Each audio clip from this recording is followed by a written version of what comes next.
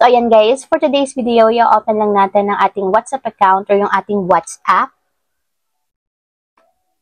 And then, pagka-open guys, pumili lang kayo ng isang conversation kung saan gusto nyo mag-send ng mga AI images. So, open nyo lang yung conversation.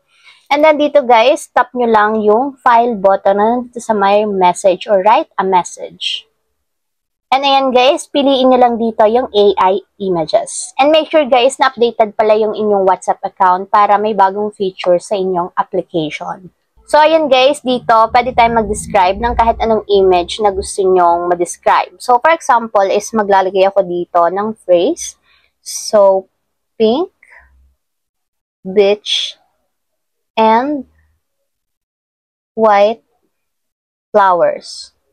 So, kahit anong ilagay nyo dito guys, since nga AI to, lahat pwedeng magawa ni AI or ma-describe. So, ayan guys, ganito yung lumabas sa aking description. So, pink beach and then merong white flowers. So, guys, marami pang pwedeng pagpilian sa baba. So, kayo nang bahala kung anong gusto nyo dito. And kapag nakapili na kayo, tap nyo lang yung send button. And automatic yan guys, magsasend na yan dun sa taong gusto nyo sendan ng AI images. So, ayun lang guys.